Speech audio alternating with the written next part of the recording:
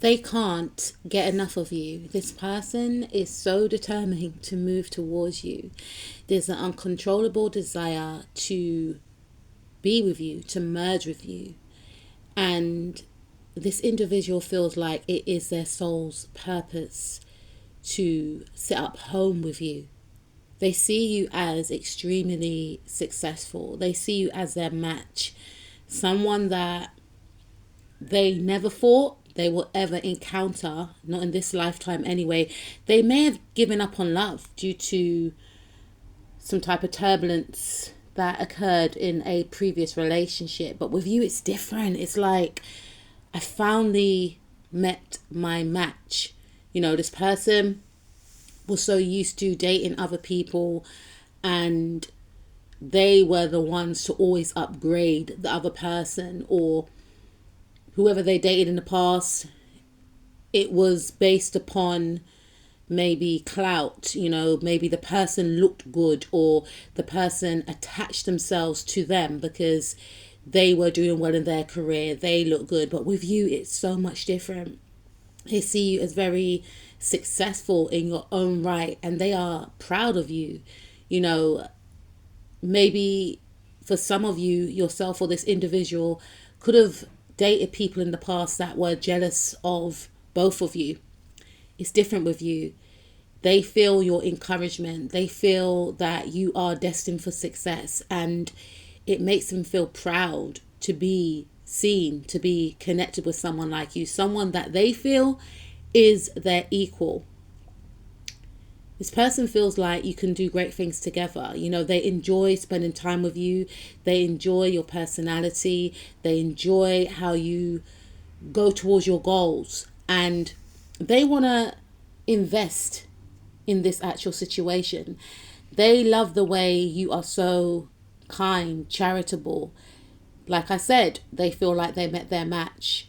Someone who is equally as charitable as themselves. You know, this person is a giver, and in the past they were met with a lot of takers. Even if people weren't taking their finances, people were taking their time and their energy for their own gains. And they enjoy the way that you nurture them without asking for anything in return. They do enjoy that side to you whereby you can be very direct, very abrupt. Yes, you do have this kind, compassionate, warm, nurturing quality, but at the same time it's balanced out with very sharp wit, intelligence, and you're not afraid to point out to this individual if you feel like they are disrespecting you in any way. They admire you. They have the utmost respect for you because you respect yourself. They admire your intelligence. They love the way that you are very focused on your goals, and nothing can distract you, even if they try to, not intentionally, but even if they try to get in the way of what you're doing. And like I said, it's not intentional, but say for instance, you're working on a project or you're at work. You are so dedicated and focused. You're not sidetracked, and they love this independent style to you because maybe in the past this person was used to people that were clingy. So it's almost like, yeah, again, this person feels like they literally met their match, and you have a lot of heart, a lot of compassion. And this is not something that is felt directly, or this is something this is something I should say that was not felt when they first encountered you. It's only when they started to get to know you they realize the depths of your emotions, the depths of your feelings, and how compassionate and how empathetic you are. You have a high dose of emotional intelligence, and whenever they are around you, whenever they're speaking to you, they feel as if they are being seen, understood, heard, and accepted. You make this person feel accepted. This person sees you as a vibe, you know, they see you as someone they can have a lot of fun with, someone that's like a friend. They can't get enough of your energy, you know. Maybe in the past they tried to block these feelings from occurring, because they know these feelings all too well. Maybe for some of you, they got married in the past. Maybe for some of you, they were engaged. Maybe for some of you, they were in a long-term relationship and they were so deeply in love. And that's why they may have felt to themselves, I don't want to feel what I felt last time, because it didn't end well. Because they were still nursing a broken heart. They still had one foot in and one foot out, but they couldn't deny how you made them feel. Like, your energy is so infectious, and it's allowed this individual to, I'm hearing Tony Braxton, Unbreak My Heart, but it's allowed this individual to awaken, because they were in the hanged man position where they were in stagnation. And during that time of stagnation, they were, I'm hearing, forced to heal, forced to undo all the mental entrapments that they were in, the thought patterns. They were guided, I should say, to release what no longer served them, but they weren't choosing to go down that route. They were choosing to just to stay in that stagnation mode. But it's almost as if you coming into their life has propelled them into their healing. And they may have been in an energy of trying to energetically rival you, because they felt that you entering their life would mean that there would have to be some type of change, or to get into a connection with you would require some type of change, and they weren't ready for that change. But you weren't aware of the impact that you were having on this person. So this person was energetically trying to fight their feelings and their emotions. There's another energy also I'm picking up with the Three of Swords, where there could have been a third energy trying to keep them stuck in the past, trying to keep them stuck in an energy of being codependent, in an energy of having some type of lack mindset. And this was causing a bit of friction to the actual dynamic. And this person, they compared how they felt around this other energy. And this could be an ex-partner for some of you. This could be an ex-friend. Please take what resonates, because there is some type of ex-energy here. And this type of energy is not in alignment with this person. This type of energy was a taker, whether that was energetic, whether that was financial, and it really affected this person's peace. But this person was so accustomed to a certain way of being because they were in stagnation. And this other energy was maybe trying to spiritually battle you, because they sensed that your energy was a direct threat. Your energy would awaken this person to step into a new cycle. And whoever this energy was, it could have been a mum, it could have been a friend, it could have been an ex-partner. They felt on a soul level that you would be the catalyst of change for this person. And once this person awakens to their true power, once this person awakens to, what was holding them back, they will lose control. So they were energetically fighting you behind the scenes, which was causing a bit of friction in this connection with you and this person. And whoever you're dealing with, they have compared how they feel when they are with you, or when they were with you, and how they felt when they were with this other energy. And how they felt with you was feelings of happiness, maybe feeling this way,